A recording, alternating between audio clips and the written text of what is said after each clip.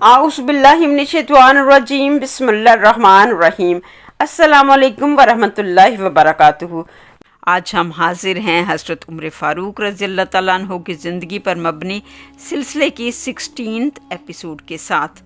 Last episode में हमने फ़तह खैबर, हज़रत अली करमल्ला वजहू की बहादुरी और हज़रत उमर फ़ारूक रज़ियल्लाहु तआला अन्हु की फ़राक़ दिली के वाक़यात के बारे में जाना।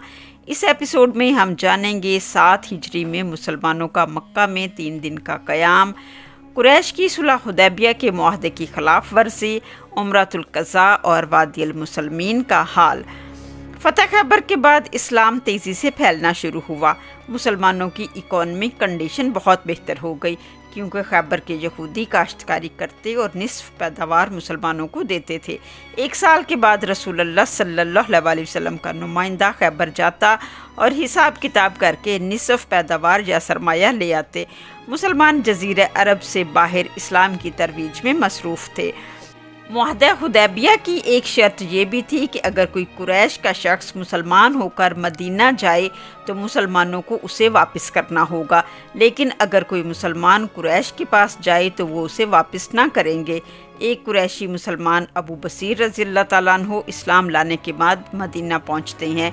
वो हज़रत उमर फ़ारूक रज़ियल्लाहु तआला अन्हु से जाकर मिले और फरमाया, मैं कुरैश की कैद से आज़ाद होकर आया हूँ, मुझे पनाह दे दे। मगर हज़रत उमर फ़ारूक रज़ियल्लाहु तआला अन्हु ने उन्हें समझाया, अबू बसीर, हमने कुरैश से मुआहदा किया है, हम वादा खिलाफ़ी नहीं कर सकते। अल्लाह ताला ने वादा खिलाफ़ी करने से मना फरमाया है। अबू बसीर फरमाते हैं, मुझे रसूलुल्लाह के पास ले चलो। मगर रसूलुल्लाह सल्लल्लाहु अलैहि वसल्लम ने भी यही फरमाया, हम अहद नहीं तोड़ सकते। कुरैश के नुमाइंदे आए और मुआहदा दिखाकर उन्हें वापस ले गए। रास्ते में अबू बसीर रज़ियल्लाहु तआला अन्हु मौका जानकर भाग गए। अबू बसीर मदीना नहीं गए बल्कि साहल की तरफ निकल गए और वहाँ एक जगह पड़ाव डाला और अपना खैमा लगा लिया। आहिस्ता आहिस्ता कुरैश से तंग आए हुए दूसरे मुसलमान भी वहाँ जमा हो गए। इनकी तादाद बढ़ते बढ़ते दर्जनों में पहुँच गई और वो कुरैश के तजारती काफ़िलों पर हमले करने लगे। ये वादी मक्का और मदीना के दरमियान एक मुसलमानों का आज़ाद कैंप बन गई। कुरैश सख्त परेशान हुए क्योंकि उनका शाम का तजारती रास्ता अब महफूज न रहा। आखिरकार कुरैश ने खुद रसूलुल्लाह सल्लल्लाहु अलैहि वसल्लम से दरख्वास्त की कि आप सल्लल्लाहु अलैहि वसल्लम अबू बसीर और उनके साथियों को मदीना बुला लें। इस तरह कुरैश ने अपनी ही शर्त वापस ले ली। ये वादी मुसलमानों की कामयाबी थी जिसने कुरैश को मुआहदे की शर्त छोड़ने पर मजबूर किया। इस वक्त हज़रत उमर रज़ियल्लाहु तआला अन्हु ने फरमाया, अल्लाह और अल्लाह के रसूल बेहतर जानते हैं, मैं शर्मिंदा हूँ इस बात पर कि मैंने मुआहदा की इस शर्त पर तनकीद की थी। हज़रत अबू बकर सदीक़ रज़ियल्लाहु तआला अन्हु हज़रत उमर फ़ारूक रज़ियल्लाहु तआला अन्हु को समझाते हैं, रसूलुल्लाह आपसे नाराज़ नहीं है, आपकी नीयत सालिहा थी और रसूलुल्लाह सल्लल्लाहु अलैहि वसल्लम ने फरमाया है कि अमाल का दारोमदार नीयतों पर है। हज़रत उमर अपनी इस बात का कफ़ारा अदा करते हैं नवाफल और सदक़ात के ज़रिए। सुलह हुदैबिया की एक शर्त यह भी थी कि रसूलुल्लाह सल्लल्लाहु अलैहि वसल्लम और सहाबा अगले साल उम्रा के लिए मक्का आएंगे। ज़िक़द 7 हिजरी में रसूलुल्लाह सल्लल्लाहु अलैहि वसल्लम 2000 सहाबा के साथ मक्का गए। कुरैश ने मुआहदे के मुताबिक शहर खाली कर दिया और पहाड़ों पर बैठकर मुसलमानों को देखते रहे। मुसलमानों को सिर्फ 3 दिन मक्का में क़याम की इजाज़त मिली थी। जब मुसलमान काबा में दाखिल हुए तो रसूलुल्लाह सल्लल्लाहु अलैहि वसल्लम ने फरमाया, कुरैश तुम्हें कमज़ोर समझते हैं, इसलिए तुम कुव्वत और ताकत के साथ तवाफ़ करो। हज़रत उमर रज़ियल्लाहु तआला अन्हु इन सहाबा में नुमायां थे जो पूरे जलाल और शान के साथ दौड़ते हुए तवाफ़ कर रहे थे। कुफ़ार कुरैश पहाड़ों से ये मंजर देखकर हैरान रह गए कि मुसलमान थके या कमज़ोर नहीं बल्कि पहले से ज़्यादा ताकतवर लग रहे हैं। हज़रत उमर फ़ारूक रज़ियल्लाहु तआला अन्हु तवाफ़ के दौरान बार बार बुलंद आवाज़ में तकबीर कहते, अल्लाहु अकबर, अल्लाहु अकबर। इनकी ये गरजदार आवाज़ सुनकर कुरैश के सरदारों पर रोब तारी हो गया। तारीख़ी रवायात सही बुखारी, इब्न हशाम, तुबरी के मुताबिक रसूलुल्लाह सल्लल्लाहु अलैहि वसल्लम के साथ ये सहाबा बैतुल्लाह में दाखिल हुए। हज़रत अबू बकर सदीक़ रज़ियल्लाहु तआला अन्हु, हज़रत उमर फ़ारूक रज़ियल्लाहु तआला अन्हु, हज़रत उस्मान गनी रज़ियल्लाहु तआला अन्हु, हज़रत अली करमल्ला वजहू, हज़रत अब्दुर्रहमान बिन औफ़ रज़ियल्लाहु तआला अन्हु, हज़रत साद बिन अबी वक़ास रज़ियल्लाहु तआला अन्हु, हज़रत बिलाल हबशी रज़ियल्लाहु तआला अन्हु रसूलुल्लाह सल्लल्लाहु अलैहि वसल्लम के साथ बैतुल्लाह में दाखिल हुए। हज़रत उमर रज़ियल्लाहु ताला अन्हु उन खुश नसीब सहाबा में शामिल थे जिन्हें रसूलुल्लाह सल्लल्लाहु अलैहि वसल्लम ने अपने साथ अंदर ले जाने की इजाज़त दी। उनके चेहरे पर खुशी और आंखों में आंसू थे कि अल्लाह ने वो दिन दिखाया कि मुसलमान इज़्ज़त के साथ खाना काबा में इबादत कर रहे हैं। हज़रत उमर फ़ारूक रज़ियल्लाहु ताला अन्हु और दूसरे सहाबा के लिए ये लम्हा ईमान और फ़ख्र का मुकाम था, क्योंकि ये वही जगह थी जिसमें कभी बुत रखे जाते थे और अब वहाँ सिर्फ अल्लाह की इबादत हो रही थी। नमाज के बाद रसूलुल्लाह सल्लल्लाहु अलैहि वसल्लम बाहर तशरीफ़ लाते हैं। हज़रत उमर रज़ियल्लाहु ताला अन्हु के चेहरे पर रोशनी और वक़ार झलक रहा था। कुरैश पहाड़ों से ये मंजर देख रहे थे। दिल ही दिल में सोचते हैं, ये वही लोग हैं जिन्हें कभी हमने मक्का से निकाला था और आज ये फातिहा बनकर वापस आए हैं। उम्रतुल क़ज़ा का ये मंजर हमेशा के लिए तारीख़ में महफूज हो गया और हज़रत उमर रज़ियल्लाहु ताला अन्हु के आंसू इस बात की गवाही देती हैं कि इस्लाम की इज़्ज़त और सरबुलंदी करीब है। हज़रत उमर बिन आस कुरैश के बड़े सरदार, बहादुर और सियासतदान थे। शुरू में वो इस्लाम के सख्त दुश्मनों में शामिल थे, मगर उनका दिल ईमान की रोशनी से मुनव्वर था। सही और गलत के दरमियान फ़ैसला नहीं कर पा रहे थे। उनका दिलो दिमाग कहता था कि मोहम्मद सल्लल्लाहु अलैहि वसल्लम हक़ पर हैं। मोहम्मद सल्लल्लाहु अलैहि वसल्लम की मुखालफत से बचने के लिए वो हबशा हिजरत कर गए।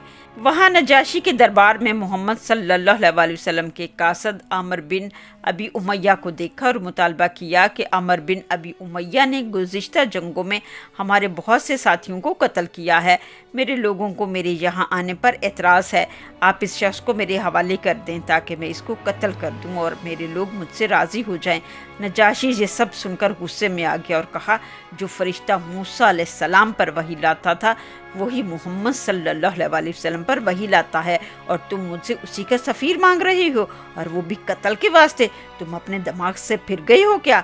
फिर नजाशी ने उमरू को समझाया, मेरी बात मानो उमरू, वल्लाह वो अल्लाह के नबी हैं, उनकी अताअत करो, वो अपने दुश्मनों पर फतह हासिल करेंगे जिस तरह मूसा अलैहिस्सलाम ने फ़िरौन और उसके लश्कर पर फतह पाई थी। उमरू के सामने हक वाज़े हो गया। उसने फौरी वापसी का रास्ता लिया और सीधा मदीना की राह ली। इधर मक्का में खालिद बिन वलीद, अकरमा बिन अबू जहल और सफ़वान बिन उमैया बातचीत करते हैं। मोहम्मद सल्लल्लाहु अलैहि वसल्लम ने फ़ारस, रोम, यमन और दीगर ममालिक में अपने सफ़ीर भेजे हैं। अकरमा कहता है और उन्हें दावत इस्लाम दी है। खालिद कहते हैं, उनका मजाक मत उड़ाओ।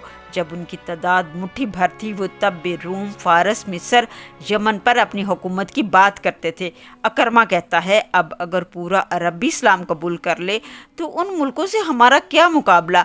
वो तरक्की याफ्ता मुल्क हैं, उनकी फ़ौज और निज़ाम ऐसा है कि हम उनकी तरतीब को भी नहीं जानते। खालिद कहते हैं, अगर वो नबी हैं तो उनका दीन ज़रूर फैलेगा, और हम देख रहे हैं कि अल्लाह का दीन फैल रहा है और लोग जोक दर जोक उसमें दाखिल हो रहे हैं। एक शख्स खालिद के पास आता है और उन्हें एक तहरीर देकर कहता है, आपके भाई अल वलीद जो रसूलुल्लाह सल्लल्लाहु अलैहि वसल्लम के साथी हैं, उम्रा करने आए हैं और ये आपके लिए दिया है। जब खालिद बिन वलीद ने उस तहरीर को खोला तो उसमें लिखा था, बिस्मिल्लाहिर्रहमानिर्रहीम, अम्मा बादा। मैं इस बात से हैरान हूँ कि आप अभी तक इस्लाम से दूर हैं। जैसा कि मैं जानता हूँ आप नहायत अक्लमंद हैं। कब तक आप आंखों पर पट्टी बांधकर इस सच्चाई से दूर रहेंगे? रसूलुल्लाह सल्लल्लाहु अलैहि वसल्लम ने पूछा कि खालिद कहाँ है? मैंने उनसे कहा, अल्लाह उन्हें हमारे पास लेकर आएगा। तो आप सल्लल्लाहु अलैहि वसल्लम ने फरमाया, उन जैसी कुव्वतों वाला इंसान ज़्यादा दिन जाहलियत में नहीं रह सकता।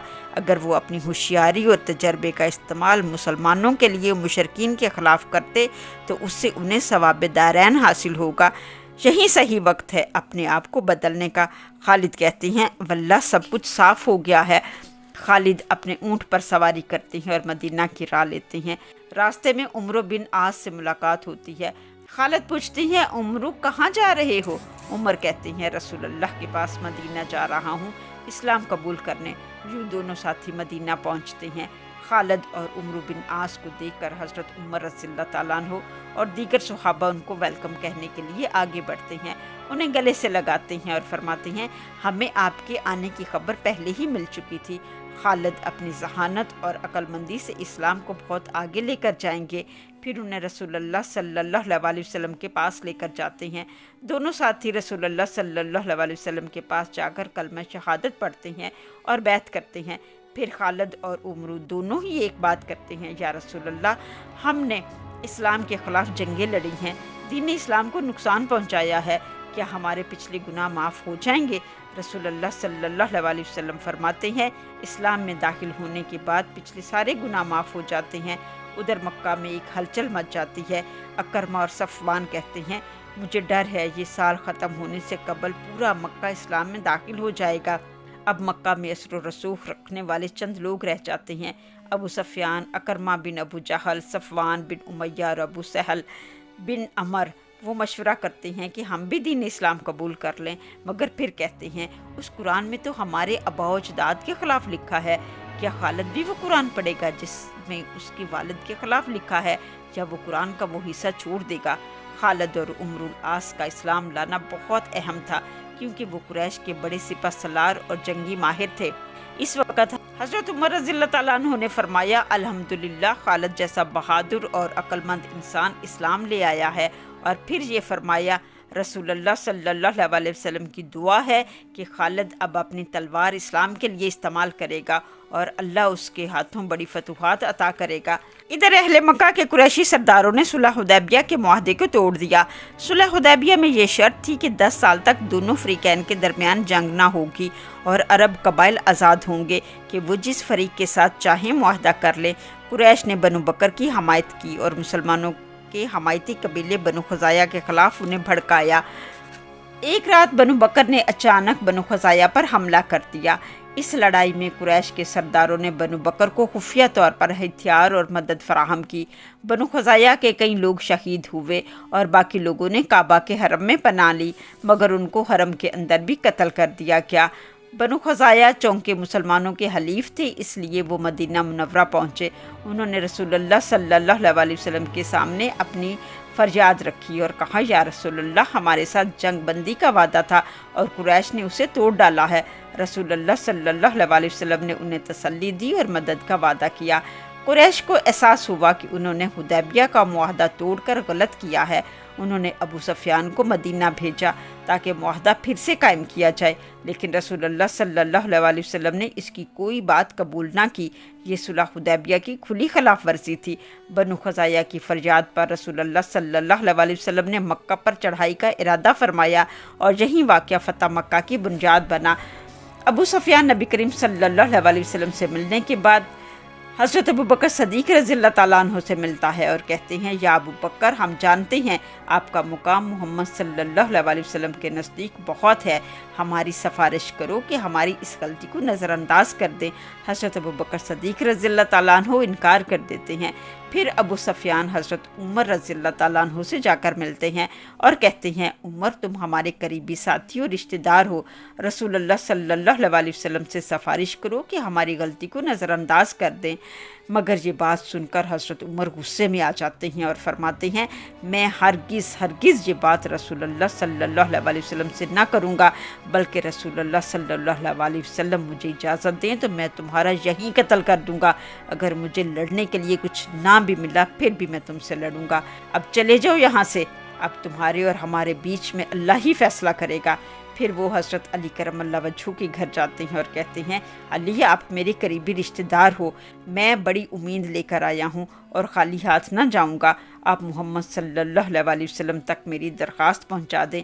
حضرت علی کرم اللہ وجہہ فرماتے ہیں، ابو سفیان، رسول اللہ صلی اللہ علیہ وسلم اپنا فیصلہ دے چکے ہیں، ہم میں سے کوئی بھی ان سے یہ بات نہ کرے گا۔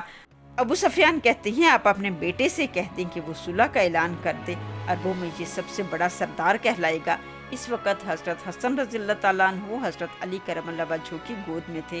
حضرت علی رضی اللہ تعالیٰ عنہ فرماتے ہیں، صلح کا اعلان کرنے کے لیے میرا بیٹا بہت چھوٹا ہے اور کسی میں بھی یہ ہمت نہیں ہے کہ کوئی رسول اللہ صلی اللہ علیہ وسلم کے فیصلے کے خلاف جائے۔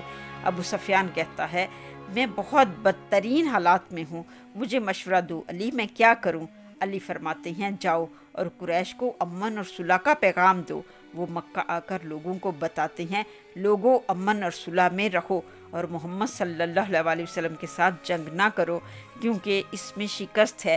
مگر کچھ لوگ جنگ کرنا چاہتے ہیں، وہ بھانپ جاتے ہیں کہ اب محمد صلی اللہ علیہ وسلم بڑے لشکر کے ساتھ مکہ آئیں گے اور مکہ میں بھی ان کی حکومت قائم ہو جائے گی۔ ہندا ابو سفیان کی بیوی امن کی مخالفت کرتی ہے اور کہتی ہے اب تمہاری حیثیت ابو سفیان امیہ کے غلام بلال حبشی جیسی ہوگی، یہ تمہاری بے عزتی ہے۔ وہ اپنے خامد کو محمد صلی اللہ علیہ وسلم کے ساتھ مقابلہ کرنے پر اکساتی ہے، مگر ابو سفیان کہتا ہے کہ تم عقل کے ناخن لو، محمد صلی اللہ علیہ وسلم کے ساتھ بہت بڑا لشکر ہے اور وہ بہت بڑے لشکر کے ساتھ مکہ پر چڑھائی کریں گے جس کا مقابلہ نہیں کیا جا سکتا۔ آج کے لیے بس اتنا ہی، نیکسٹ ایپیسوڈ میں ہم جانیں گے فتح مکہ کے حالات۔ یہ سب جاننے کے لیے ہمارے ساتھ جڑے رہیے، ملتے ہیں نیکسٹ ایپیسوڈ میں، تب تک کے لیے اللہ حافظ، اسٹے بلیسڈ۔